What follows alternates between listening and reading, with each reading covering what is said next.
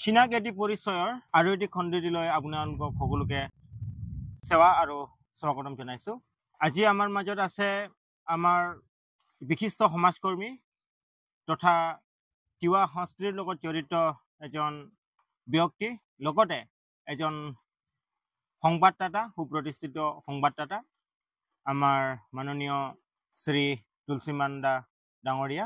তেখেতক আমাৰ এই খণ্ডটিলৈ তেখেতক আমি স্বাগতম জনাইছোঁ। নমস্কাৰ। নমস্কাৰ। আজি আমি বহু দিনৰ পৰা আমি বিচাৰি আছিলোঁ এজন প্ৰতিষ্ঠিত সমাজকৰ্মী তথা এজন সংবাদকৰ্মী হিচাপে, কিন্তু আমাৰ আজি সৌভাগ্য যে আজি আমাৰ চিনাক এটি পৰিচয়ৰ এই খণ্ডটিত আপুনি আজি আমাৰ মাজত আছে। তাতে আমি প্ৰথমে জন্ম আৰু শৈশৱৰ বিষয়ে আমি দুআষাৰ আমি জানিব বিচাৰোঁ। মোৰ জন্ম জাগিৰোডৰ মৰিগাঁও জিলা জাগিৰোডৰ পশ্চিম নগাঁৱত হয়। অতি দুখীয়া এটা পৰিয়ালতে মই জন্মগ্ৰহণ কৰিছোঁ। দেউতাক খেতিয়ক আছিলে তেনেকুৱা। হয়। আৰু তাৰপিছতে ইয়াতেই মই যি প্ৰাথমিক বিদ্যালয় আছিলে এই প্ৰাথমিক বিদ্যালয়ত মই শিক্ষা গ্ৰহণ কৰিছিলোঁ। তাৰপিছতেই মই জাগিৰোড কলেজত কলেজীয়া যি শিক্ষা সেই শিক্ষা গ্ৰহণ কৰিলোঁ। আৰু তাৰপিছতে গুৱাহাটীলৈ গ'লোঁ। গুৱাহাটীত কাৰণ মোৰ এটা হবি বুলি ক'ব লাগিব, আৰু এটা ইচ্ছা আছিলে বহুত যে সাংবাদিক হোৱা তেনেকুৱা। তেতিয়াই মই জাৰ্নেলিজম এণ্ড মাছ কমিউনিকেশ্যন কৰিলোঁ। আৰু লগতে মোৰ আৰু এটা হবি আছে, দুটাই হবি মোৰ, কাৰণ মই অভিনয় কৰি খুব ভাল পাওঁ। সেয়ে মই স্কুল অফ ড্ৰামাও জইন কৰিছিলোঁ, আৰু স্কুল অফ ড্ৰামাৰ পৰাও তেতিয়া পাছ কৰি ওলাই আহি মই সাংস্কৃতিক জগতখনৰ লগতো জড়িত হৈ পৰিছিলোঁ। হয় দাদা, ধন্যবাদ জনাইছোঁ। আপুনি দুয়োটা বিষয় একেলগে কৈ দিলে, যে শৈশৱ আৰু আপোনাৰ শিক্ষাৰ বিষয়েও কৈ দিলে। এতিয়া আমি আপোনাৰ পৰা জানিব বিচাৰিম, ইতিমধ্যে ক'লে আপুনি আপোনাৰ হবিটো সংবাদ আৰু আপোনাৰ যি সংস্কৃতিৰ লগত আপোনাৰ হবিটো আছে বুলি কৈছে। আমি আপোনাৰ প্ৰথম পৰা আমি জানিব বিচাৰিম যে আপুনি আজিলৈকে কেনেধৰণে আগবাঢ়িছে, বা প্ৰথমত আপুনি কেনেধৰণে আগবাঢ়িছিল, তেতিয়া আমি সংস্কৃতিৰ লগত জড়িত বুলি কৈছে, আপুনি কি কৰিছে এতিয়ালৈকে আৰু কি ভাষাত কৰিছে এইখিনি জানিব। মই প্ৰথমতে অসমীয়া ভাষাৰ পৰাই ষ্টাৰ্ট কৰিছিলোঁ। প্ৰথম এখন আছিলে প্ৰয়াত বলিন চৌধুৰী ছাৰ, তেখেত নাই বৰ্তমান। গুৱাহাটীৰ আপোনাৰ হেৰি আছিলে আপোনাৰ ডিষ্ট্ৰিক্ট লাইব্ৰেৰীত, তাতে নিয়ম বুলি এখন নাটক আছিলে। সেই নিয়ম বুলি নাটকখন কৰিছিলোঁ মই। তেতিয়া মোৰ বয়স 12 বছৰমান আছিলে। এই 12 বছৰমান বয়সতেই মই সেই নাটকৰ লগত জড়িত হৈ পৰিছিলোঁ, আৰু তেতিয়াৰ পৰাই মই নিজে নাটক লিখি আহিছোঁ আৰু নিজে পৰিচালনা কৰি আহিছোঁ। তেনেকুৱা বহুকেইখন নাটক লিখিছিলোঁ, যেনে তাৰ ভিতৰত আছে ৰিহাৰ্চেল আছে, অস্ত্ৰৰ পথ আছে, লুভিয়া ডাক্তৰ আছে, তেনেকুৱা বহুকেইখনেই নাটক আছে, আৰু নিজে সেইকেইখন নাটক মই পৰিচালনা কৰিছিলোঁ। আৰু লগতে অনুপ হাজৰিকা ছাৰৰ বিখ্যাত কানাড়া নাটক এখন আছিলে, চৰণ দাস চুৰ বুলি। সেইখন অনুষ্ঠিত হৈছিলে ৰবীন্দ্ৰ ভৱনত। তেতিয়া মই হেৰিত পঢ়ি আছোঁ, কলেজত পঢ়ি আছোঁ। এই কলেজত পঢ়াৰ সময়ত মই সেইখনত অভিনয় কৰিছিলোঁ। আৰু ঠিক সেই সময়তে মই দাৰা আহমেদৰ পৰিচালিত এখন অসমীয়া কথা ছবি আছিল, দেৱতা বুলি। সেই ছবিখনতো মই অভিনয় কৰিছিলোঁ। আৰু তেনেকৈয়ে লাহে লাহে সাংস্কৃতিক ক্ষেত্ৰখনৰ লগত মই জড়িত হৈ পৰিলোঁ। আৰু তাৰপিছত তৰুণ তালুকদাৰ ছাৰ, আমাৰ জাগিৰোডৰে হয় তেখেত। তেখেতৰ ৰচনা আৰু পৰিচালনাত এখন নাটক আছিলে কুৰুক্ষেত্ৰ, সেইখনো কৰিছোঁ। আৰু লগতে তেখেতৰ এখন চিৰিয়েল আছিলে, তেতিয়া সেই দূৰদৰ্শনত সেই চিৰিয়েলবিলাক চলিছিলে। আৰু তেতিয়া সেই অনুৰণন নামৰ এখন চিৰিয়েল আছিল। সেই অনুৰণন নামৰ চিৰিয়েলখনতো মই অভিনয়ৰ সুবিধা গ্ৰহণ কৰিছিলোঁ আমাৰ ছাৰৰ জৰিয়তে। আৰু তেনেদৰেই মোৰ যি এই সাংস্কৃতিক জগতৰ যি যাত্ৰা, এই যাত্ৰা আৰম্ভ হ'ল। আৰু মই ভাবিলোঁ যে ইয়াক আকৌ মই এই সাংস্কৃতিক জীৱনটো মই আগুৱাই লৈ যাব লাগিব। আৰু তেনেদৰে মই আগুৱাবৰ বাবে মই কিছুমান VCD নিৰ্মাণ কৰিছিলোঁ। প্ৰথমে আপোনাৰ পৰা জানিব বিচাৰোঁ যে আপুনি অভিনয় কৰা প্ৰথমখন নাটক কি আছিলে, আৰু সেইটো কোনটো চনত, কিমান চনত হৈছিলে? মই অভিনয় কৰা নাটকখন প্ৰথম নাটক আছিলে নিয়ম। মই ক'লোঁ অলপ আগতে, বলিন চৌধুৰী ছাৰৰ আছিলে, প্ৰয়াত বলিন চৌধুৰী ছাৰৰ এখন নাটক আছিলে নিয়ম বুলি পেলাই তাত মুখ্য যিটো চৰিত্ৰ আছিলে মংগলু বুঢ়া বুলি এটা চৰিত্ৰ আছিলে সেই সময়ত সেইখন আচলতে শিশুনাট আছিলে সেইখন সেই শিশুনাটখনত মই মুখ্য চৰিত্ৰত সেই মংগলু বুঢ়াৰ চৰিত্ৰটো মই অভিনয় কৰিছিলোঁ। আৰু আপোনাৰ বয়স কিমান মান আছিল? তেতিয়া মোৰ বয়স প্ৰায় 12-13 বছৰ তেনেকুৱা আছিলে। তেতিয়াৰ পৰাই মই এই মানে অভিনয়ৰ লগত জড়িত হৈ পৰিছোঁ। সুযোগ কেনেকুৱা ধৰণে পাইছিলে আপুনি? সুযোগ মানে তেতিয়া মানে সেই আমাৰ স্কুলত কিছুমান এই নাটকৰ মানে সেই আৰু কৰ্মশালা হয় আৰু তেতিয়া সেই তেনেকুৱাত আহোঁতে এই বলিন চৌধুৰীৰ লগত ছাৰৰ লগত চিনাকি হ'ল আৰু সেই কৰ্মশালাত মোক ভাল পালে। ভাল পোৱাৰ পিছতে এই তেখেতৰ সেই পৰিচালনা কৰা যিখন নিয়ম নাটক মুখ্য চৰিত্ৰ কৰিবৰ কাৰণে মোক তেখেতে বাছি লৈছিলে। মানে আপুনি আপোনাৰ যোগ্যতাৰ বলতে সেইটো হেৰি হৈছিল আৰু ধন্যবাদ জনাইছোঁ দাদা। এতিয়া আমি প্ৰথমখন আপুনি ক'লে আৰু সুধিম আপোনাক অভিনয় কৰাৰ বিষয়ে আৰু পিছত আমি আলোচনা কৰিম। এতিয়া আমি আহিছোঁ আপুনি যিহেতু কৈছে আপুনি নাটক লিখে, তো প্ৰথমখন নাটক কোনখন লিখিছিলে আৰু কেতিয়া লিখিছিলে? ৰিহাৰ্চেল বুলি এখন মই লিখিছিলোঁ প্ৰথম নাটক।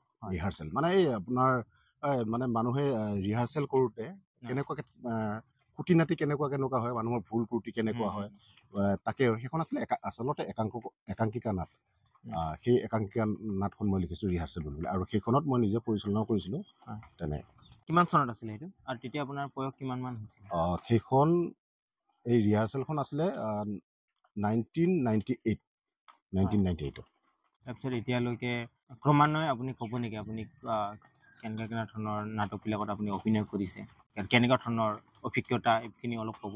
হয় নিশ্চয়। মোক এই যি ৰিহাৰ্চেলৰ পিছতে মোৰ অস্ত্ৰপদ নামৰ এখন লিখিলোঁ নাটক। তাৰপিছত লুভিয়া ডক্টৰ বুলি এখন লিখিলোঁ নাটক। তেনেকুৱাই বহুকেইখন নাটক আছে। এতিয়া সেই সময়ত বাৰু এই সময়ত মনত অহা নাই। সেই মানে যেতিয়া কলেজীয়া জীৱনত বহুকেইখন নাটক লিখিছিলোঁ আৰু নিজে পৰিচালনা কৰিছিলোঁ। তাৰপিছত সেই নাটকৰ যিটো সেইটো লাহে লাহে মোৰ পৰিৱৰ্তন হৈ আহিল যে আমি সেইখিনি সময়ত ভিচিডিৰ যুগ এটা আহি আছিলে মানে তেতিয়া।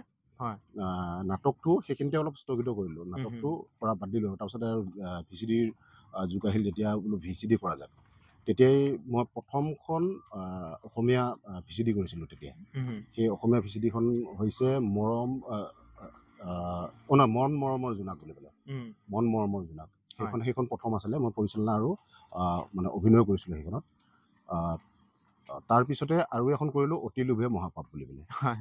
অতি লোভে মহাপাপ এইখন এটা মানে ফুল হাস্যব্যংগ আছিলে এই যিখন ভিচিডি। সেই ভিচিডিখন সেইখিনি সময়ত খুব চলিছিলে মানে আমি এনেকৈ চলাইছিলোঁ মানুহক।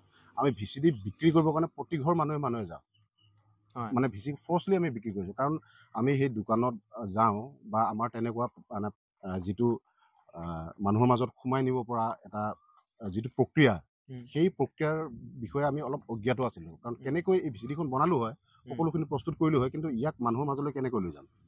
আমি নিজে গৈ মানে যিসমূহ দোকান আছে, ধৰক আপোনাৰ গুৱাহাটীৰ কিছুমান আছে, নগাঁৱৰ আছে, মৰিগাঁৱৰ আছে, এই অঞ্চলৰ কিছুমান দোকানত আমি ফ'ৰ্চ কৰি সিহঁতক দিছোঁ।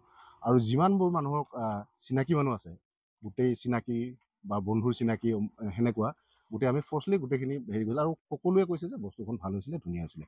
আগ্ৰহ তেতিয়া আকৌ জাগিল যে আৰু নতুন কিবা কৰাৰ কাৰণে। আৰু সেই তেনেদৰেই এই যি সাংস্কৃতিক যাত্ৰাটো মানে আগুৱাই গৈ থাকিলোঁ। আৰু তাৰপিছতে আৰু এখন আছিলে মৰম তুমি কিয় দিলা বুলি পেলাই। সেইখনো পৰিচালনা কৰিছিলোঁ। সেইখন আছিলে চাগে 2005 মানে 2005 চনৰ কথা আৰু সেইখনো পৰিচালনা কৰিছিলোঁ। সেইখন ভিচিডিও খুব মানুহে মানে আদৰি লৈছিলে। আৰু তেনেধৰণে লাহে লাহে মানে এই যি অভিনয়ৰ যাত্ৰাটো আৰু বিভিন্ন ধৰণৰ নাটক কৰিলোঁ। এই তৰুণ তালুকদাৰ ছাৰৰ কুৰুক্ষেত্ৰৰ নাটকত আহিলোঁ আৰু অসমৰ বিভিন্ন প্ৰান্তৰ মঞ্চসমূহত মানে অভিনয় কৰিলোঁ। তেনেদৰে অভিনয় কৰি থাকোঁতে মোৰ মানে ঘৰৰ পৰিয়ালটো ইমান মানে দুৰ্বল, কাৰণ দেউতাই কেৱল খেতি কৰে। মই মানে কেৱল খেতি কৰি আমাক পঢ়াই আছিলে।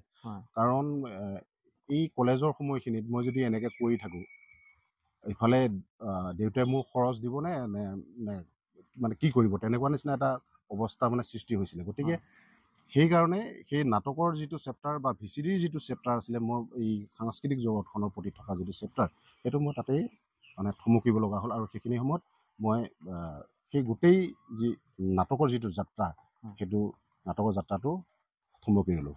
আৰু তাৰপিছতেই মই সেই মানে সাংবাদিকতাৰ পথটো বাছি ল'লোঁ। কাৰণ যিহেতু মোৰ দেউতাই মোক এটা চলাব নোৱাৰা এটা মানে অৱস্থাৰ সৃষ্টি হৈছিল, গতিকে মই নিজে কিবা এটা কৰিব লাগিব। কাৰণ মই জানিছিলোঁ যে এই নাটক সেইখিনি সময়ত এতিয়াতো নাটক কৰিলে বা কিবা VCD কৰিলে বা কেতিয়া কিবা যিকোনো কৰা যায় সাংস্কৃতিক জগতখনত চলিব পৰা এটা দিশ এতিয়া লাহে লাহে আহি পৰিছে, কিন্তু সেইখিনি সময়তো সেইটো নাছিলে। সেইটোতো আৰু কি আৰু এনেই মানে চখত কৰাৰ দৰে আছিলে তেতিয়া। গতিকে চখত কৰিলেতো ঘৰখন নচলে, দেউতাইতো চলাব নোৱাৰে তেনেকুৱা। গতিকে তাৰ বাবেই মই এই সাংবাদিকতাৰ লাইনটো মানে পথটো মানে বাছি লৈছিলোঁ তেনেকুৱা। এতিয়া আপোনাৰ সংবাদকৰ্মী হিচাপে আপোনাৰ জীৱনৰ যিখিনি অভিজ্ঞতা এইখিনি আমি আলোচনা কৰাৰ আগতে আমি আপোনাক বা ভিউৱাৰ্ছসকলে বা আমাৰ ৰাইজে আপোনাৰ পৰা জানিব বিচাৰিব, যিহেতু আপুনি আমাৰ তিৱা ভাষাটো আপুনি কিছুমান কাম কৰিছে, সেইখিনিৰ বিষয়ে আপুনি আমাক জনাব নেকি? হয়, নিশ্চয়। প্ৰথম আছিলে হেৰি মই মানে তিৱা ভাষাত প্ৰথম বাদলমণি আছিলে, বাদলমণি আমাৰ দাদা, মই দাদা বুলি মাতোঁ আৰু আমাতকৈ বহুত বয়সত ডাঙৰ, বহুত অভিজ্ঞ ব্যক্তি হয় তেখেতে। তেখেতৰ এটা গান আছিলে মানে এই জাতীয় সংগীতটো যে আছিলে তেখেতৰ এই আমাৰ তিৱাৰ যিটো জাতীয় সংগীতটো যে আছিলে তিৱা টচিমা, সেই তিৱা টচিমাটো ভিডিঅ' কৰিবৰ কাৰণে মোক কৈছিল। ভিডিঅ' মানে তেনেকুৱা ভিডিঅ' নহয়, বোলে কৰিঅ'গ্ৰাফ নহয় আৰু আমি ক'ৰবাত পূৰ্বতে মানে উঠাই ৰখা কিছুমান দৃশ্যাৱলী সেই দৃশ্যাৱলীবিলাক সংযোজন কৰি আমি সেই গীতটোক ভিডিঅ' আকাৰ দিব পাৰোঁ নেকি। বাদলদাই মোৰ লগত আলোচনা কৰিলে যে এইটো কাম কৰিলে কেনেকুৱা হ'ব। ভালেই হ'ব তেনেকুৱা। মোক ক'লে তোমাৰ লগত এনেকুৱা ধৰণৰ দৃশ্যাৱলী আছে নেকি যে গানটোত এনেকৈ লগাব পৰা যাব তেনেকুৱা। মোৰ তাত আকৌ সেইখিনি সময়ত কম্পিউটাৰ আছিলে যেতিয়া মই যিসমূহ মই দৃশ্য গ্ৰহণ কৰোঁ ক'ৰবাত গ'লে ধৰক আমাৰ তিৱাৰে এটা য়াংলি হওক বা চগ্ৰা হওক বা বিভিন্ন ধৰণৰ উৎসৱসমূহত ঘূৰি ফুৰাৰ যিখিনি সময়ত সেইখিনি সময়ত যিবোৰ দৃশ্যাৱলী মই মানে সংগ্ৰহ কৰিছিলোঁ সেইসমূহ মোৰ কম্পিউটাৰত সংৰক্ষণ কৰি ৰখা আছিলে মানে। তাকেই সেইসমূহকে মানে টুকুৰা জইন লগাই এই তিৱা টচিমা গীতটো সেইখিনি মই প্ৰথম মানে কৰিছিলোঁ তেনেকুৱা। আৰু তাৰপিছতেই ৰাজীৱ কুমাৰ বৰদলৈ আছিলে, এখন ফুণ্টুচা নামৰ এখন ছবি এখন তেখেতে পৰিচালনা কৰিছিলে। তাৰপিছত মোক ক'লে, ৰাজীৱে যেতিয়া লগ পালে তেতিয়া মোক ক'লে যে তুলসীদা বোলে হেৰি গান কেইটামান আছে, আপুনি পাৰিব নেকি গান দুটামান কৰিঅ'গ্ৰাফ কৰিবৰ কাৰণে।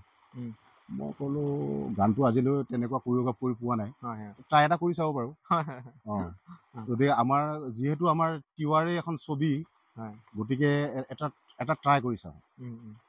তেতিয়াই এই চেৰাচেৰি মাখা বুলি পেলাই মানে এটা আছিলে আৰু গান আছিলে, দুটা গান আৰু এই ফুণ্টুচা ছবিখনৰ দুটা গান মই তেতিয়াই পৰিচালনা কৰিছিলোঁ, মানে কৰিঅ'গ্ৰাফ কৰিছিলোঁ। আৰু তাৰপিছতেই তিৱাৰ এই জোনবিল মেলাতে মামা মামী বুলি পেলাই এটা গীত আছিলে, গোপাল কোঁৱৰে সেই গীতটো গাইছিলে।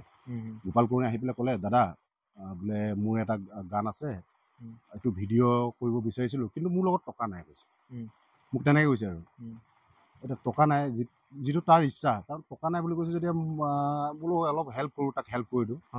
আমাৰ লগৰ ফ্ৰেণ্ড চাৰ্কুলৰ ভিতৰতে ইয়াৰ পৰা 500, তাৰ পৰা 1000, তাৰ পৰা 200, তাৰ পৰা 300 এনেকুৱা সংগ্ৰহ কৰিছোঁ। বোলে হ'ল প্ৰায় মোটামুটি 10,000 মান টকা সংগ্ৰহ হৈছে আৰু ক্ৰাউড ফাণ্ডিং কৰিছে আৰু হয় 10,000 মান টকা সংগ্ৰহ হৈছে। তাৰপিছত আৰু এতিয়া কি কৰিম, 10,000 টকাটো নহ'ব, কেমেৰাৰ কথা আছে, মেকআপৰ কথা আছে, কেমেৰাটো ভাড়াত আনিব লাগিব, কেমেৰা আমাৰ নাই, সম্পাদনাৰ কথা আছে, সেই গোটেই সা সৰঞ্জাম আমাৰ লগত নাই, গতিকে সকলোকেতো পে'মেণ্ট কৰিব লাগিব। আৰু আৰ্টিষ্টৰ কথা আছে, এটা দল, তিৱা নৃত্যৰ এটা দল যদি আমি দেখাব লগা হয় সিহঁতকো পে'মেণ্ট কৰিব লাগিব, খোৱা বোৱাৰ কথা আছে। গতিকে এইখিনিয়ে নহ'ব নেকি তেনেকুৱা বুলি মানে ভাবি আৰু যিমানবোৰ ফ্ৰেণ্ড আছে আকৌ কোনোবা ফ্ৰেণ্ড থাকি গ'ল নেকি, তাৰ পৰা আমি ল'ব পাৰোঁ নেকি, আৰু মানে সিহঁতৰ পৰা আকৌ বিচাৰি তেনেদৰে মানে যেনে তেনে গানটো হ'ল, পিছত শেষলৈ হ'লগৈ। সেই গানটোৱে বহুখিনি ৰাইজৰ সমাদৰো লাভ কৰিলে অৱশ্যে তেনেকুৱা আৰু এতিয়া জানিব বিচাৰোঁ যে আপোনাৰ পৰা যিহেতু আপুনি ফিল্ম জগতৰ লগত জড়িত তেনেকৈ ৰাষ্ট্ৰীয় বা আন্তঃৰাষ্ট্ৰীয় কিবা আপোনাৰ সুনাম অৰ্জন কৰা তেনেকুৱা ছবি আপোনাৰ আছে নেকি? দুখন ছবি আছে তেনেকুৱা ছুটি ছবি আৰু এখন হৈছে স্পীড ব্ৰেকাৰ আনখন হৈছে হুহা। স্পীড ব্ৰেকাৰৰ কাহিনী মানে লিখিছিলে অজিত কুমাৰ বৰদলৈ। তেওঁ মানে কাহিনী লিখিছিলে। সেই কাহিনীটো মানে সি বাকচত মানে ৰাখিছিলে তেনেকুৱা বাকচত ৰাখিছে একে স্ক্ৰিপ্টখনৰ মানে চাৰিও চাইডে পঁইতাচোৰে একেবাৰে কুটি পেলালে গোটেই। মোক এদিন ক'লেহি যে মোৰ তাত এখন স্ক্ৰিপ্ট আছে কিবা এটা কৰোঁ দিয়া। এতিয়া কৰোঁ নহ'লে ষ্টৰিটো বোলো ভাল হ'লে হৈ যাব। সি আনি দিলে পঁইতাচোৰা কুটাৰ স্ক্ৰিপ্টখনকে মোক আনি দিছে এনেকৈ আনি দিছে। চাইছোঁ চাৰিওফালে দেখোন পঁইতাচোৰা কাটিলে। ঠিক আছে হ'ব পঢ়িলোঁ ভাল লাগিল। ভাল লগাৰ পিছত সেইখনৰ স্ক্ৰীন প্লেটো লিখিলোঁ মই। স্ক্ৰীন প্লেটো লিখি পেলাই তাক দেখালোঁ যে স্ক্ৰীনটো অকণমান মই চেঞ্জ কৰিছোঁ দেই মাজে মাজে। এইটোতো আগত ইমান দিনৰ আগত লিখা আৰু এতিয়াৰ লগত অকণ মিলিব লাগিব বস্তু। তেনেকুৱাই মানে চেঞ্জ কৰি পেলাই দুইজনৰ প্ৰচেষ্টাতে আমি আৰু দুইজনে প্ৰডিউচ কৰিছোঁ। তেখেতেও কৰিছে ময়ো কৰিছোঁ। দুইজনে প্ৰডিউচ কৰি পেলাই আমি সেই স্পীড ব্ৰেকাৰখন কৰিছিলোঁ। সেইখন ভাৰতীয় চুটি ছবি চলচ্চিত্ৰ মহোৎসৱত শ্ৰেষ্ঠ ছবিৰ বঁটা লাভ কৰিছিলে। আৰু এই বেছিদিন হোৱা নাই যোৱা বছৰ হুহা নামৰ এখন আমাৰ চুটি ছবি আছিলে। এই হাতী মানুহৰ সংঘাতৰ ওপৰত আমি কৰিছিলোঁ। সেইখন হাতী মানুহৰ সংঘাতৰ ওপৰত সেইখন ছবিয়ে কলিকতা আন্তঃৰাষ্ট্ৰীয় চলচ্চিত্ৰ মহোৎসৱত শ্ৰেষ্ঠ অসমীয়া ছবিৰ বঁটা লাভ কৰিছে। আৰু মুম্বাই এণ্টাৰটেইনমেণ্ট ইণ্টাৰনেশ্যনেল ফিল্ম ফেষ্টিভেলতো শ্ৰেষ্ঠ ছবিৰ বঁটা লাভ কৰিবলৈ সক্ষম হৈছে। আমি আপোনাক লৈ গৌৰৱান্বিত যে আপোনাৰ একক প্ৰচেষ্টাত বা আপোনাৰ বন্ধুৰ প্ৰচেষ্টাত আপুনি এইখিনি কৰিব পাৰিছে। আপোনাক ধন্যবাদ জনাইছোঁ। আৰু আমি জানিব বিচাৰোঁ যে আপোনাৰ ভৱিষ্যত পৰিকল্পনা বৰ্তমান কাম চলি আছে। টিলিকা গুণ্ডা বুলি পেলাই এখন ছবি ফুল হ'ব এখন ফুল মুভি। টকাটো আমাৰ নাই, টকা আমাক হেল্পো নকৰে কোনো। আমি নিজে নিজে কৰিছোঁ দেই। আমি এইটো মানে অসমীয়া ভাষাতে কৰিছোঁ। কিন্তু তাত অসমীয়া ভাষাত থাকিলেও আমাৰ কিছুমান মানে হেৰি থাকিব কি কয় যিখন গাঁও দেখুৱাম আমি যিখন গাঁও থাকিব তাতে গাঁওখন কিন্তু আমাৰ হেৰি হ'ব ট্ৰাইব গাঁও হ'ব। তাতে কিছুমান মানে সেই আৰু অসমীয়া আৰু হেৰি মিক্স ভাষাটো অসমীয়া হ'ব। কিন্তু মানে যিখন গাঁও দেখুৱাম সেই গাঁওখনত মানে যিবিলাক সাজ পোছাক থাকিব সেইবিলাক তিৱাত হ'ব। আৰু চহৰ দেখুৱালেতো চহৰীয়া সেইটো হ'ব। তেনেকুৱা গাঁওখনৰ যিখিনি নিৰ্দিষ্ট যিখিনি মানে চিন থাকিব গাঁওখনৰ চিনখিনিত আমাৰ ট্ৰেডিশ্যনেল যিবিলাক ড্ৰেছ এই ড্ৰেছসমূহ থাকিব। এই তেনেকুৱা আৰু যদি আমাৰ আৰ্থিকভাৱে যদি অকণমান অসুবিধা হয় তেনেহ'লে এই ছবিখনকে আমি কি কয় তিৱা ভাষাটো আমি হয়তো ডাব কৰিব পাৰোঁ। কিন্তু প্ৰথম পৰ্যায়ত আমি এতিয়া আৰ্থিকভাৱে সবল নোহোৱাৰ কাৰণে কি কয় আমি এইখন অসমীয়াতে প্ৰথম আৰম্ভ কৰিছোঁ। এতিয়া মানে সেই আৰু মুখ্য মানে চৰিত্ৰত অভিনয় কৰিব এজন সৰু ল'ৰা মানে এজন সৰু ল'ৰা মেইন হিৰো থাকিব তাতে। আৰু তাৰ আনুষংগিক থাকিব পাঁচজন সৰু ল'ৰা মানে কি আৰু শিশু ছবি নহয়। কিন্তু এখন শিশু ছবি নহয়। এটা বহুত ডাঙৰ নেক্সাছ যিটো থাকে এই মানে শিশুকেইজনে এই নেক্সাছটোৰ পৰা এখন ৰাজ্যক তাৰমানে কি হেৰি কৰিব আৰু ৰক্ষা কৰিব।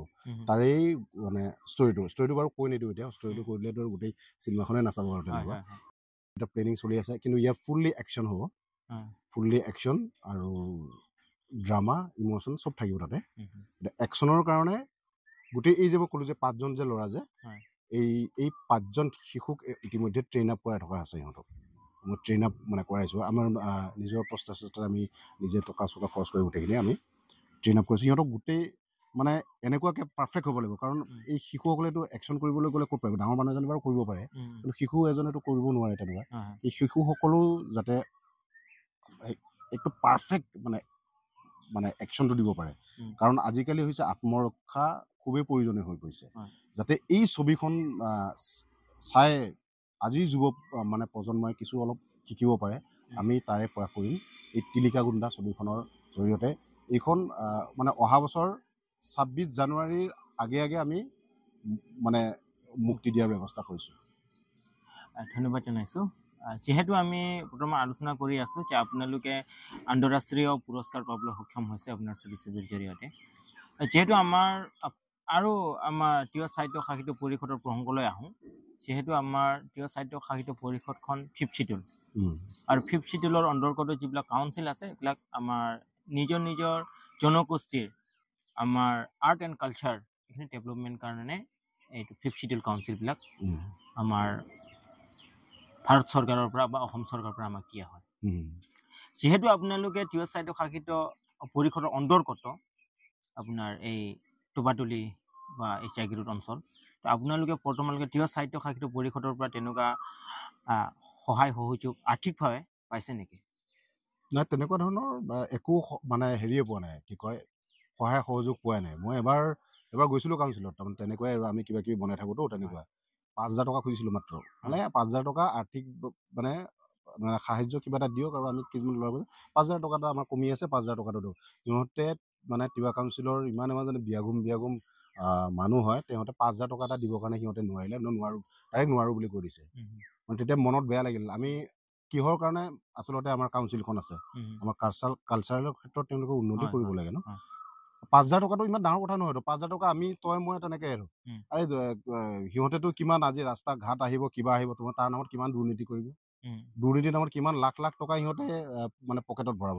কিন্তু কালচাৰেলৰ নামত এই 5,000 টকা এটা মানে যে দিব নোৱাৰিলে, মই মানে খুব অন্তৰত দুখ লাগিল। সেই তেতিয়াৰ পৰাই মই আচলতে উন্নয়ন নোহোৱা বুলি ভাবোঁ, কাৰণ আৰ্ট এণ্ড কালচাৰৰ ক্ষেত্ৰত তেওঁলোকৰ কোনো মনোযোগেই নাই।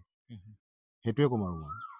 আৰ্ট এণ্ড কালচাৰ যেতিয়া আহি গ'ল, আৰু এটা প্ৰশ্ন আপোনাক কৰিম যে আমাৰ তিৱাসকলৰ যিমানবিলাক আপোনাৰ মিটিং হয়, যিমান সভা সমিতি হয়, সেইবিলাক প্ৰায়বিলাক আমি অসমীয়াতে হোৱা দেখা পাওঁ, বিশেষকৈ মৰিগাঁৱত বা নগাঁৱত বা তিৱা সাহিত্য শাসিত পৰিষদৰ অন্তৰ্গত যিমানবিলাক অঞ্চলত আমাৰ সভা সমিতিবিলাক হয়, এইবিলাক প্ৰায় আমি অসমীয়াতে হোৱা প্ৰায় দেখা পাওঁ। তো এই ক্ষেত্ৰত আপুনি তিৱা সাহিত্য শাসিত পৰিষদক কি পৰামৰ্শ দিব বিচাৰিব? মানে তিৱা সাহিত্য শাসিত পৰিষদৰ লগত তিৱা সাহিত্য সভাও আহি যাব ইয়াতে, যে প্ৰতিটো অঞ্চলতে গৈ বোলে মানে এটা সময় যদি তিৱা ভাষা শিকায়, অন্তত এটা সময় যদি বোলে 1 ঘণ্টা এটা সময় এইটো অঞ্চলত, বোলে সপ্তাহত 2 দিন, বেছি নালাগে, সপ্তাহত 2 দিন আজৰি সময়ত, শনিবাৰ দেওবাৰ তেনেকুৱা ধৰণৰ যদি, কাৰণ দেওবাৰেতো স্কুলবিলাক বন্ধ হৈ থাকে ন, আৰু শনিবাৰেতো হাফে হৈ যায়গৈ তেনেকুৱা। শনিবাৰ হ'লে সন্ধিয়া সময়ত, দেওবাৰ হ'লে দিনটোৰ ভিতৰত কোনোবা এটা সময়ত, তেনেধৰণৰ যদি পদক্ষেপ লয় এই ভাষাৰ ক্ষেত্ৰত, ভাষা শিকোৱাৰ ক্ষেত্ৰত, তেনেকুৱা হয়তো নিশ্চয়কৈ আমাৰ প্ৰত্যেকজন মানুহে ভাষাও শিকিব, আৰু লগতে যিসমূহ আমাৰ সভা সমিতি থাকিব, সেই সভা সমিতি বিলাকত এতিয়া ভাষাত নজনাৰ কাৰণে এতিয়া সভা সমিতিবিলাকত অসমীয়া কথা ক'বলৈ লগা হৈছে। গতিকে সেই সভা সমিতিবিলাকতো ধৰক আমাৰ ভাষাতেই যাতে প্ৰত্যেকখন সভা সমিতি চলে, তেনেধৰণৰ এটা ব্যৱস্থা হ'ব বুলি মই ভাবোঁ। গতিকে এই পদক্ষেপখিনি আচলতে অতি শীঘ্ৰে আমাৰ তিৱা কাউন্সিল হওক বা সাহিত্য সভাই হওক, এই দুয়োটাই পদক্ষেপটো গ্ৰহণ কৰিব লাগে। ঠিকে আছে, এতিয়া আমি ছুটিকৈ জানিব পাৰিলোঁ আপোনাৰ অভিজ্ঞতা। তো মই আপোনাক সুধিব বিচাৰোঁ, যিহেতু আপোনাৰ টোপাতলি বা এই জাগিৰোড আৰু আমাৰ মেঘালয় বেছি দূৰত নহয়, আৰু মোৰ মনত পৰে আপুনি মেঘালয়ত থকা লুম্ফুৰ কিবা এটা কৰিছিল নেকি, পান্ধাই চলোৱা কিবা এটা কৰিছিল নেকি? সেইটো মোৰ খুব মানে বহুত দিনৰ আগৰ কথাটো, সেইটো লুম্ফুত সেইটো এই কি আছিলে, য়াৱাই লিৱা নে কি এনেকুৱা আছিলে, য়াৱাই লিৱা আছিলে সেইটো। এই মই হেৰি কৈছোঁ, তেতিয়া লুম্ফুত যাওঁতে লুংলুঙীয়া মানে বাট এনেকৈ, আৰু আজিতো বহুত ৰাস্তা হৈ গ'ল, তেতিয়া লুংলুঙীয়া বাট এইটো খোজকাঢ়ি গৈছোঁ দেই। মোক কয় কি, কৈছে আমাৰ তাত এনেকুৱা নিচিনা এটা ফেষ্টিভেল আছে, আহিব, তাত মানে ভিডিঅ' চিডিঅ' কৰিলে আমি এটা ভাল এটা মানে তাৰ এটা মানে আমি ৰাইজৰ মাজত আমি দেখাব পাৰিম তেনেকুৱা বুলি ক'লে। তাৰপিছত আৰু ঠিক আছে, ময়ো মান্তি হৈ গ'লো, হ'ব কেমেৰাটো ল'লোঁ। মোৰ তেতিয়া এই ডাঙৰ কিবা কেমেৰা নাই, তেতিয়া DV কেমেৰা এটা আছিলে, তেতিয়া হ'ব ইয়াতে কৰি দিম আৰু মানে তেনেকৈ বুলিব, ইয়াতে কৰিম, আমি কৰি চাওঁ আৰু সেইটো মানুহৰ আগত যাবহে লাগে, তেনেকৈ বুলিব। ঠিক আছে, হ'ব, কিমান দূৰ বুলিছে, বেছি নহয় 4 কিলোমিটাৰমান হ'ব বুলিছে। ঠিক আছে, ৰাস্তা লুংলুঙীয়া ৰাস্তা একদম নাই, এই খালি দুইফালে হাবি, সৰু সৰু ৰাস্তা, আৰু এইফালে খোজকাঢ়ি গৈ আছোঁ ইয়াৰ পৰা প্ৰায় 1টামান বজাত খোজকাঢ়িছোঁ, খোজকাঢ়ি গৈ আছোঁ, নাপাওঁহে নাপাওঁ। তাৰপিছত কৈছোঁ কিমান দূৰ, বোলে এইখিনিতে আছে। মানে এইখিনিতে আছে বুলি বোলে শেষত অৱশ্যে সন্ধিয়ালৈ পালোগৈ হয় হয় মই ভাবিছোঁ গন্তব্যস্থল এইখিনিয়ে হ'ব আৰু ধৰক সন্ধিয়া হ'ল যেতিয়া কাইলৈ মানে সেই প্ৰগ্ৰামটো হ'ব কাইলৈ আমি সেই প্ৰগ্ৰামটো কি কয় শ্বুট কৰিব পাৰিম আৰু তেনেকুৱা কিন্তু কি হ'ল ৰাতিটো তাতে কটালোঁ ৰাতিপুৱা গৈছে ৰাতিপুৱা সোনকালে উঠিব লাগিব যাব লাগিব কৈছোঁ আকৌ যাব লাগিব ক'ত য'ত ফেষ্টিভেলটো হ'ব তালৈ যাব লাগিব বুলি কৈছোঁ মানে ইয়াত নহয় দূৰ আছে বেছি দূৰ নহয় 2-3 কিলোমিটাৰমান হ'ব তাৰপিছত আৰু তেনেকৈ গৈ পেলাই উঠিলোঁ 2-3 কিলোমিটাৰ মানে কি বেছি বহুত বেছি দাম গৈ ভাগৰে লাগি গ'ল ভাগৰ লৈ তাত গৈ জিৰাই গোটেই এই যিটো আৰু আমাৰ সেইটো আচলতে এই জুমখেতি আছিল সেইটো কেনেকৈ কৰে গোটেই মানে পৰম্পৰাখিনি তাতে আছিলে গোটেই সেইখিনি কেপচাৰ কৰিলোঁ সেইখিনি কেপচাৰ কৰি আৰু সেইখনো হৈছে হেৰি আৰু ভিচিডিৰ ৰূপতে মানে মানুহৰ মাজত মানে প্ৰচাৰ কৰি দিয়া হৈছিল তেনেকুৱা ধৰণৰ মানে মই কিয় আপোনাক এই প্ৰশ্নটো কৰিলোঁ কিয়নো মই এই ভিচিডিখন ময়ো চাইছিলোঁ হয় হয় মোৰ চোৱা মনত পৰে যিহেতু আপুনি কোৱা নাছিলে সেইকাৰণে মই মানে কি আৰু কি কৰিছিলোঁ মানে পাহৰি মানে পুৰণা কিছুমান বস্তু মানে পাহৰি যোৱা হৈছে তেনেকুৱা ধৰণৰ ঠিকে আছে দাদা ধন্যবাদ জনাইছোঁ আপোনাক যিহেতু আপুনি কি কৰিছে আপোনাৰ অভিজ্ঞতাখিনি আপুনি চমুকৈ আমাক ক'লে এতিয়া আমি আপোনাক সুধিব বিচাৰোঁ যিহেতু আপুনি এজন সংবাদদাতা হয় আপুনি প্ৰতিষ্ঠিত এজন সংবাদকৰ্মী এতিয়া আহোঁ এজন সংবাদদাতাৰ আপোনাৰ জীৱনটোলৈ আহোঁ প্ৰথমে জানিব বিচাৰোঁ আপোনাৰ পৰা বা ৰাইজে আমাৰ ভিউৱাৰ্ছসকলে জানিব বিচাৰে যে আপোনাৰ সংবাদকৰ্মী হিচাপে প্ৰথমটো খোজ কেনেকৈ আৰম্ভ হৈছিলে মানে প্ৰথম খোজ মানে কি হ'ব মই খুব তেতিয়া কি কৰে সেইখিনি সময়ত মানে পেপাৰ কিছুমান আছিলে এই তেতিয়া গণ অধিকাৰ বুলি এখন পেপাৰ লৈছে নিয়মীয়া বাৰ্তা তেতিয়া সেইখিনি সময়ত আৰু যেতিয়া নিয়মীয়া বাৰ্তা প্ৰথম আৰম্ভ হৈছিলে তেতিয়া মানে এই সৰু হেৰি কেমেৰা এটা আছিলে মোৰ ষ্টিল কেমেৰা এটা সৰু আৰু ষ্টিল কেমেৰা এটা আছিলে সেইটো দি মানে য'ত ত'ত ফটো মাৰোঁ মানে ফটো মাৰি তাতে এই মেইলটো দিয়া থাকে নহয় এই কি কয় পেপাৰৰ তলতে মেইলটো চাই ল'ম মেইলটো চাই লৈ পেলাই ইয়াতে ফটোখন পঠাই দিম আকৌ নুসুধোঁ কিন্তু নাই সিহঁতৰ অফিচত মই সুধিছোঁ না কিবা সুধিছোঁ না ডাইৰেক্ট সেই ফটোখন পঠাই দিওঁ আজি পঠাওঁ নোলায় পেপাৰত কালি পঠাওঁ নোলায় পেপাৰত তাৰপিছত তেনেকৈ নোলায় এদিন হঠাৎ মই সদায় পেপাৰ কৰে ৰাতিপুৱা হ'লে পেপাৰখন চাব যাওঁ মোৰ ফটো ওলাইছে নেকি কিন্তু মই পেপাৰৰ এই হাউচৰ লগত কোনো কণ্টেক্টেই নাই কিন্তু এটা ইচ্ছা আছিলে আৰু মানে এই সংবাদ লাইনত কাম কৰাৰ কাৰণে মানে সেনেকুৱা আৰু তাৰপিছত ৰাতিপুৱা সময়ত পেপাৰখনত চাওঁ নাই পিছদিনাখন চাওঁ নাই এনেকুৱা চাই প্ৰায় 6 মাহমানৰ পিছত কিন্তু মোৰ এখন একদম ফটো ফ্ৰণ্ট পেজত ওলাইছে একদম যেতিয়া ফ্ৰণ্ট পেজত ওলাই এইটো আমাৰ এই হেৰিৰ ফটো আছিলে এইটো যে আমাৰ গোঁসাই মেলা হয় গোভা দেউৰজাৰ মানে সৈন্যৰ লগত যে যুঁজ কৰে যে সেই যুঁজৰ এখন ফটোখন ইমান সুন্দৰ হৈছিলে মানে ফটোখন মানে মই সেইখন তুলিছিলোঁ তোলাৰ পিছত সেইখন একদম পূৰা ফ্ৰণ্ট পেজত দিছে দেখাৰ লগে লগে মোৰ মনটো ইমান ভাল লাগি গৈছে মই কিবা এটা কৰিব পাৰিম তাৰপিছত সেইখন ফটো দেখাৰ পিছতেই আমাৰ ক'ৰ পৰা কোনে উঠালে খবৰ মানে হৈ যায় তেনেকুৱা আৰু তাৰপিছত আমাৰ PTR সাংবাদিক এতিয়া বৰ্তমান তেখেতে দূৰদৰ্শন কেন্দ্ৰটো কৈছে ডালিম ফুকন প্ৰায় চিনি পাই চাগে সকলোৱে ডালিম ফুকন দাদাই মোক লগ পালে জাগিৰত চাহ খাই থাকোঁতে কৈছে তুমি এখন নামটো দিছিলে তাৰমানে তাতে আৰু মোৰ নামটো লগাই দিছে কিন্তু তাতে তুলসী মান্তা বুলি পেলাই তেনেকুৱা আৰু নামটো লগাই দিছে ফটোখন মানে কোনে উঠাইছে নামটো লগাই দিছে আৰু লগ পালে মোক সুধিলে কি নাম অমুক তমুক এনেকৈ চিনাকি হওঁতে তেনেকৈ চিনাকি হৈ গ'ল আৰু তাৰপিছত ক'লে তোমাৰ এখন ফটো দেখিছিলোঁ নহয় পেপাৰত ধুনীয়া হৈছে যে তুমি চেনেলত কাম কৰিবা নেকি মোৰতো ইচ্ছা চেনেলত কাম কৰা মোৰতো চেনেলত কাম কৰিবৰ কাৰণে খুব ইচ্ছা তেতিয়া সেই ৰ'জভেলী নিউজ টাইম অসম আছিলে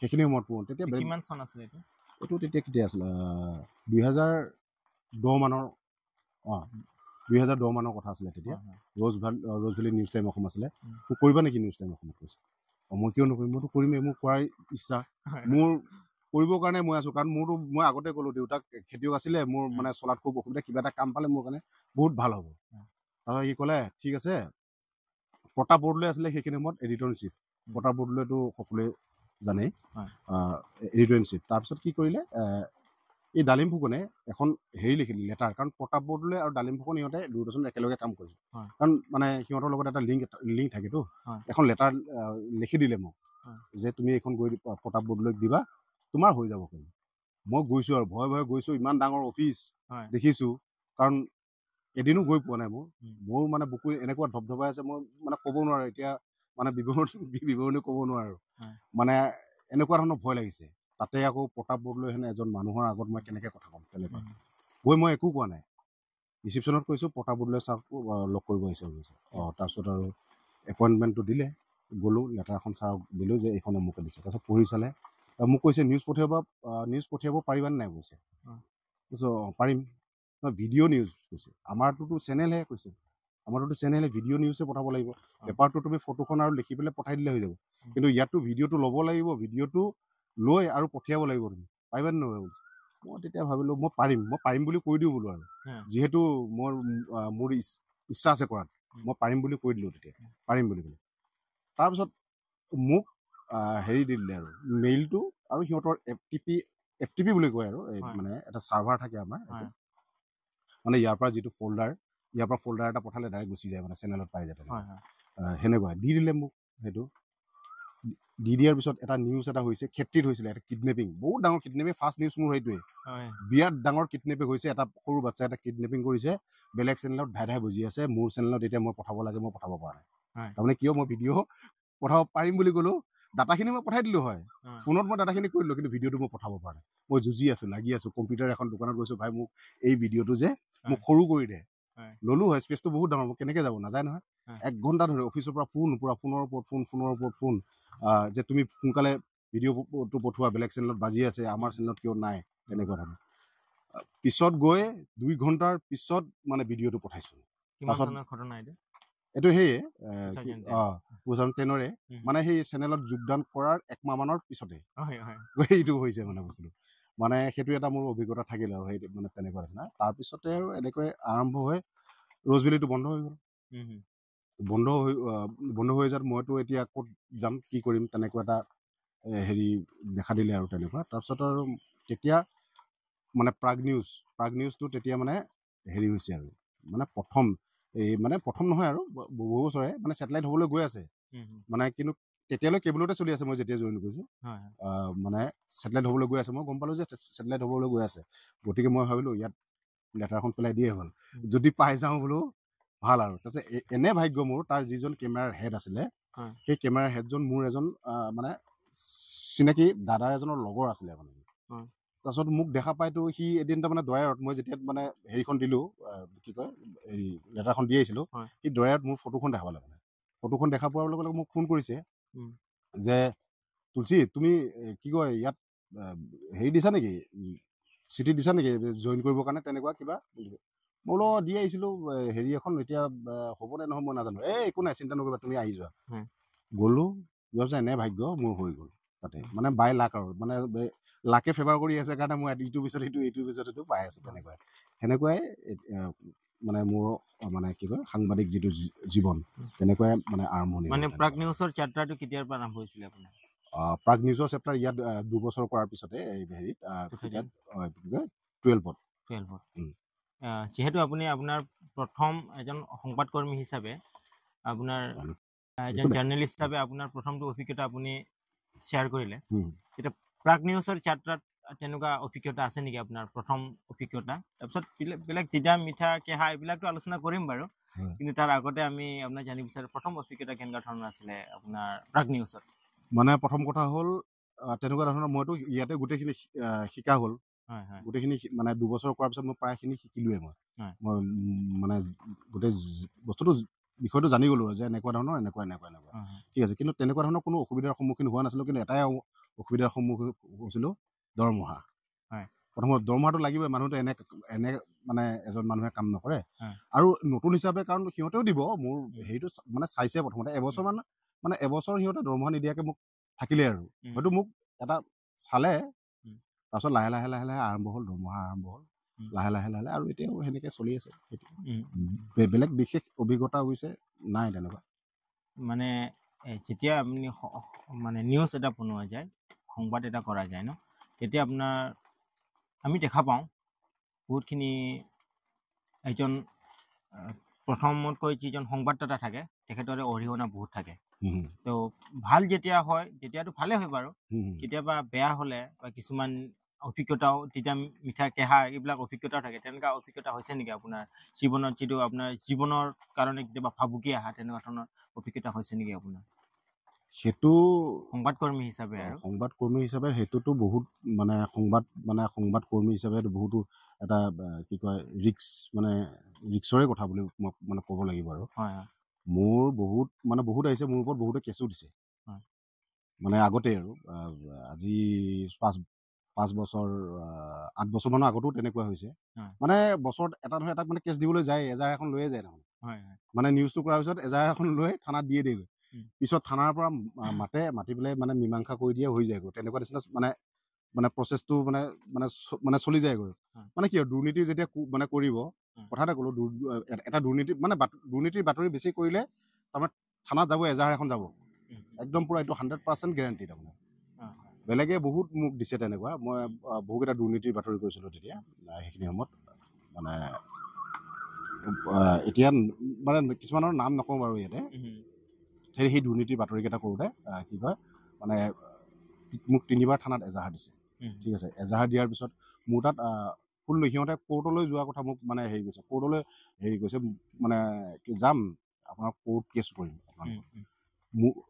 তেতিয়া মোৰ তাত অৱশ্যে মোৰ তাত ফুল এভিডেঞ্চ আছিলে মই এটা বাতৰি কৰাৰ মানে আগতে প্ৰথমতে মই ফুল এভিডেঞ্চখিনি গোটাই লওঁ ফুল প্ৰুফটো যাতে মই সেই বাতৰিটো কৰাৰ পিছত যাতে মোৰ কোনো অনিষ্ট নহয় আচলতে তেনেকুৱা ধৰণৰ কৰিব লাগে যে এটা কি কয় এজন সংবাদ মাধ্যমৰ লোক হলো বুলি যে কাৰোবাৰ পৰা কিবা এটা কথা শুনিলো ধৰক ই দুৰ্নীতি কৰি আছে এনেকুৱা ধৰণৰ মানে সামান্য এটা বাইটতে যদি আমি কি কয় নিউজ এটা কৰি দিওঁ হয়তো সেই মানুহজনৰ যদি দুৰ্নীতিও কৰা নাছিল সেই মানুহ কি কয় জনৰ প্ৰতি মানুহে কি কয় এটা হেয় প্ৰতিপন্ন হ'ব ন সমাজত গতিকে মানে তেনেকুৱা ধৰণৰ নিউজবিলাক কৰিব নালাগে কিন্তু যদি যিটো প্ৰকৃত সত্য সেই গোটেই এভিডেঞ্চখিনি গোটাই মানে নিউজটো কৰিলে সাংবাদিকজনৰো মৰণ নাই আৰু মানে তেনেকুৱা ধৰণৰ কথা আৰু ঠিকে আছে আপুনি ক'লে দুৰ্নীতিৰ বিষয়ে সংবাদ এইটো হয় এইটো আপোনাৰ প্ৰচলিত এটা হেৰি হয় নিয়ম নিচিনা হৈ গৈছে কাৰণ যিহেতু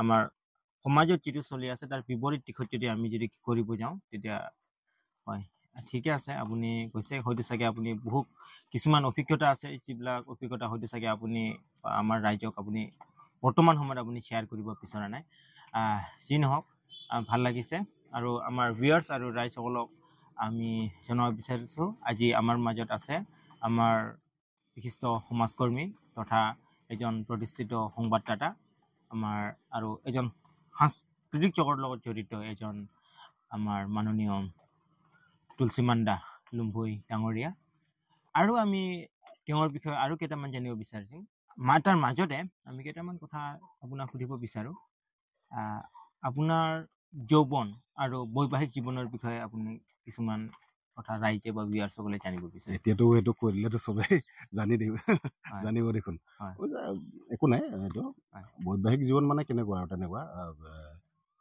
অৱশ্যে লাভ মেৰিজ এৰেঞ্জ নহয় লাভ মেৰিজ মানে কি হ'ল অৱশ্যে মোৰ লগৰ ল'ৰাৰ ভণ্টি হয় সম্বন্ধীয় ভণ্টি হয় তেখেতৰ লগতেই মোৰ মানে বিবাহ হ'ল হয় মানে বিবাহক মানে টানি লৈ গ'ল মানে এনেকুৱা নিচিনা হ'ল এখন বিবাহত গৈছিলোঁ বিবাহ এখন আছিলে মোৰ লগৰ ল'ৰাৰ ভণ্টিৰ বিয়া মই বিয়াখনত ওতঃপ্ৰোতভাৱে লাগি আছোঁ কাৰণ নিজৰ লগৰ ল'ৰাৰ ভণ্টিৰ বিয়া যেতিয়া মই লাগি আছোঁ আৰু একদম ওতঃপ্ৰোতভাৱে তেতিয়াই মানে এই তালৈ সেই সম্বন্ধীয় ভণ্টিগৰাকী আহিছিলে চিনাকি হ'লোঁ তেনেধৰণে চিনাকি হোৱাৰ পিছত কি কয় ফোন জানেই ফোন নম্বৰ লোৱালৈ হয় তেনেকুৱা ফোনত কথা পতা পাতি হয় তাৰপিছতে সেই আৰু ফোনত কথা চলিল প্ৰায় 6 মাহমান কথা চলিল তেনেকুৱা আৰু মই যাওঁ লগ কৰিব তাইতো বাৰু নাহে ছোৱালী মানুহ নাহে কেনেকৈ আহিব লগ কৰিব যাওঁ তেনেকৈ মানে চলি আছে আৰু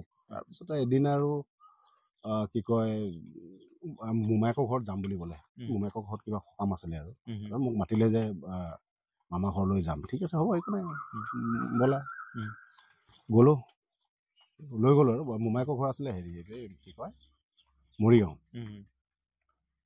তালৈ গ'লোঁ বাইকতে আৰু বাইকতে গৈছোঁ তাৰপিছত বাইকত মানে মানে আহিছোঁ আৰু বাইকত যেতিয়া আহিছোঁ সিহঁতৰ ঘৰ হৈছে মনসা মানে মোৰ যেতিয়া ৱাইফৰ ঘৰ হৈছে আৰু মনোহা। গতিকে মানে মোৰ মনত এনেকুৱা এটা ফিলিংছ আহি গ'ল, মানে আজি লৈ যাওঁ নেকি তেনেকুৱা ধৰণৰ। ইমান ফোনত কিমান কথা পাতি থাকিব, লৈয়ে যাওঁ। তাৰপিছত বাইকত উঠাই লৈ তেনেকৈ চিধা মই আহিলোঁ। যেতিয়া ব্ৰিজখন পাইছোঁ, আমাৰ ভকতগাঁও যেতিয়া ব্ৰিজখন পাইছোঁ, তাইতো মোক সুধিছে ক'ত লৈ যোৱা বুলি। বোলো ঘৰত। কেনেকে, এইটোতো হ'ব নোৱাৰে। কিয় নহ'ব, ব'ল একো নাই বুলি। নাই মই নাযাওঁ বুলি কৈছে। মইতো জোৰ জবৰদস্তি লৈ আহিলোঁ আৰু তেনেকুৱা।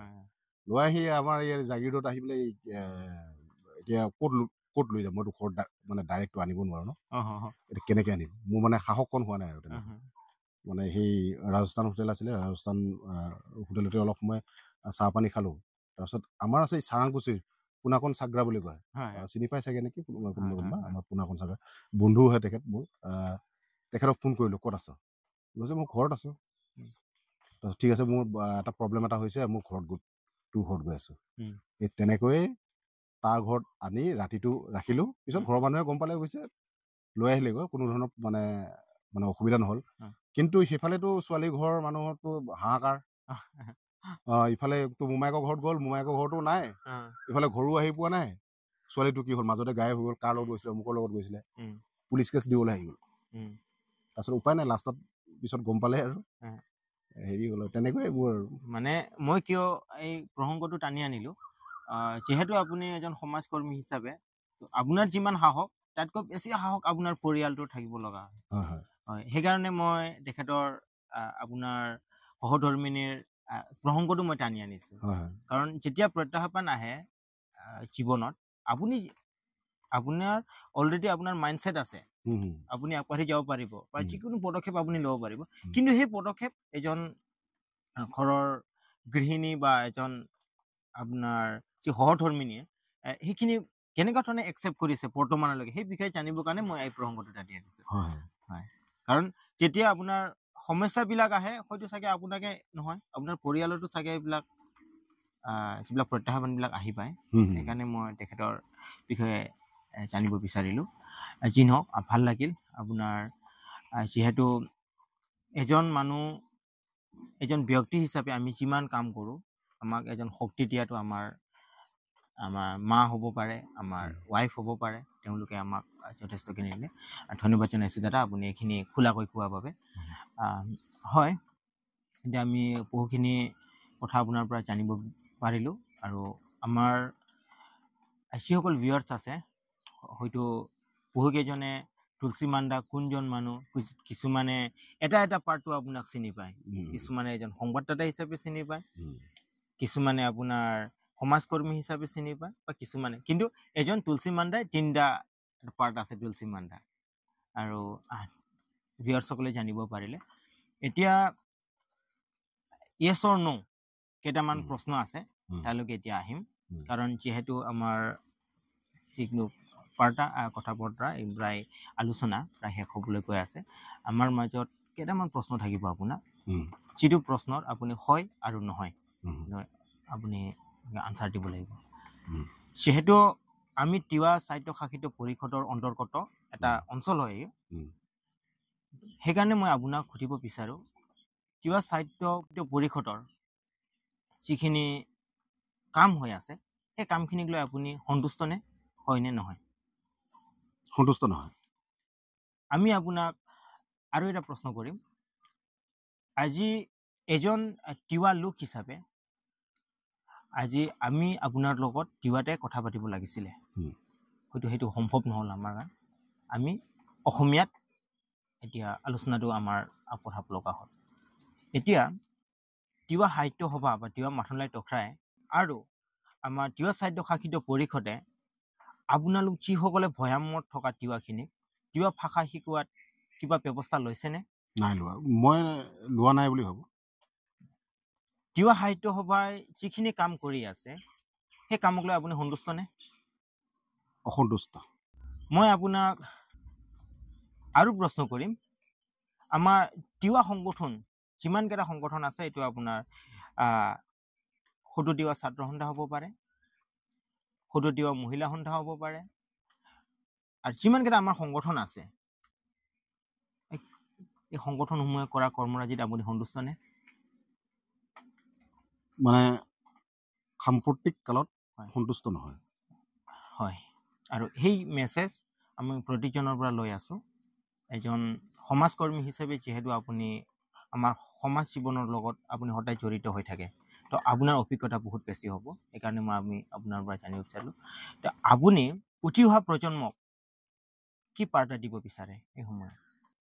কিয় ক'ব বিচাৰিছোঁ, মই আমাৰ আজিকালি যিসকল আমি উঠি অহা প্ৰজন্ম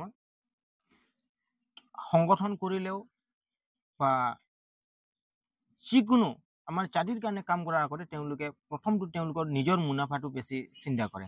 তো সেইকাৰণে আমি আপোনাৰ পৰা এজন সমাজকৰ্মী হিচাপে আপোনাৰ পৰা এটা বাৰ্তা আমাৰ উঠি অহা প্ৰজন্মৰ কাৰণে এটা বাৰ্তা বিচাৰিছোঁ।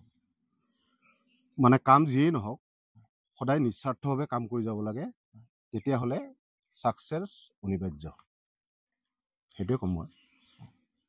আৰু কিছুমান আমাৰ উঠি অহা প্ৰজন্ম থাকিব যিসকল আপোনাৰ দৰে এজন সংবাদদাতা হ'ব বিচাৰে, তেওঁলোকৰ কাৰণে কি পৰামৰ্শ আগবঢ়াব আপুনি?